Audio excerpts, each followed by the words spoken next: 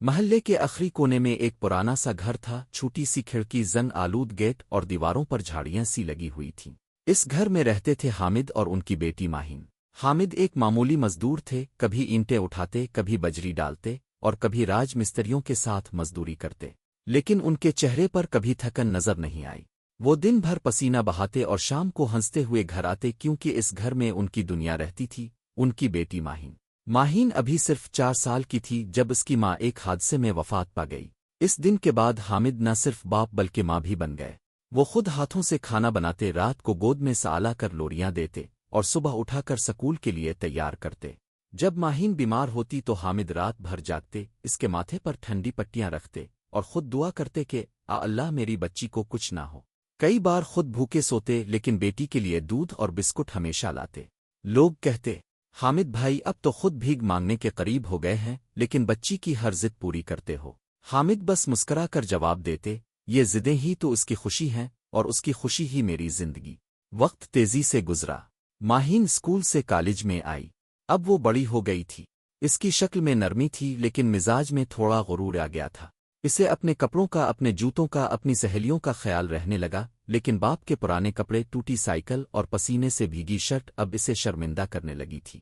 کئی بار وہ کالج کے گیٹ پر دوستوں کے سامنے کہتی، ابو پلیز گیٹ سے تھوڑا دور کھڑے ہونا۔ وہ حامد کچھ کہے بغیر پیچھے ہٹ جاتے۔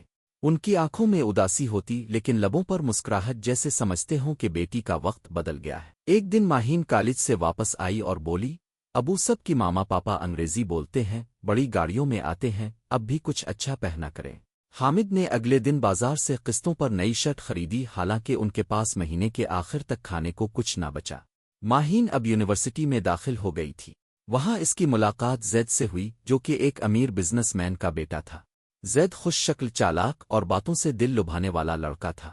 ماہین اس کی باتوں میں آ گئی۔ دن رات فون میسیجز اور ملاقاتیں ہونے لگیں۔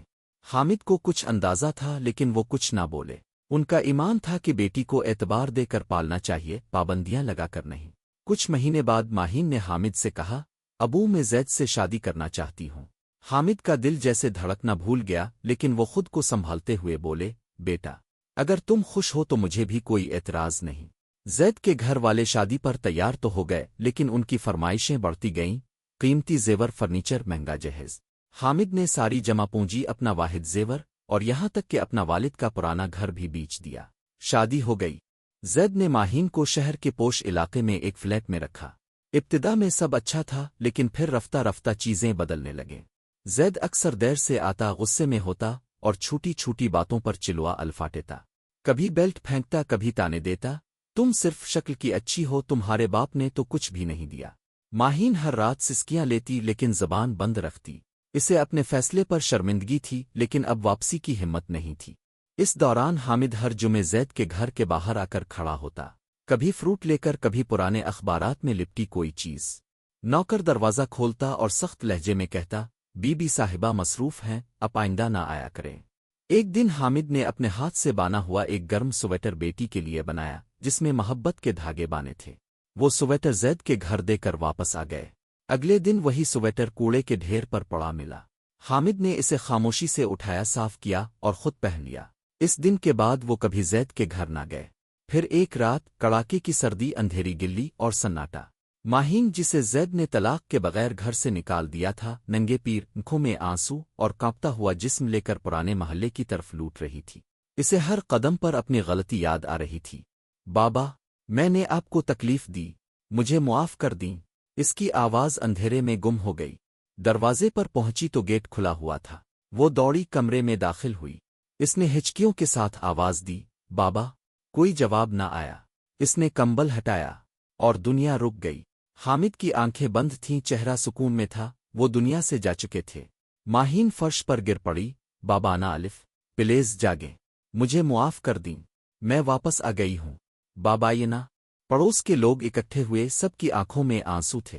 اگلے دن حامد کی تدفین ہوئی۔ ماہین نے خود قبر کھودی اور آخری مٹی خود ڈالی۔ کچھ ہفتوں بعد ماہین نے اپنا تمام زیور گاڑی اور فلیٹ بیچ دیا۔ اس نے شہر کے باہر ایک فلاحی ادارہ قائم کیا، جہاں لاوارث والدین کو رکھا جاتا ہے۔ وہ ہر روز ان کے کپڑے دھوتی، دوائی دیتی اور ان سے بابا کہہ کر بات کرتی۔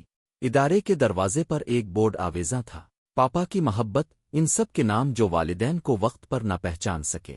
یہ کہانی ان تمام بیٹیوں اور بیٹوں کے لیے ہے جو اپنے ماں باپ کی محبت کو معمولی سمجھتے ہیں۔ یاد رکھیں، دنیا کی ہر محبت کا بدل مل سکتا ہے، لیکن پاپا کی محبت ایک بار چھن جائے تو پھر صرف پچھتاوا رہ جاتا ہے۔ دوستو، اگر آپ کو کہانی پسند آئی ہو تو ویڈیو کو لائک کریں، اپنے دوستوں کے ساتھ شیئر کریں اور ہمارے چینل کارٹون جالی کو سبسکرائب کرنا نہ بھولیں۔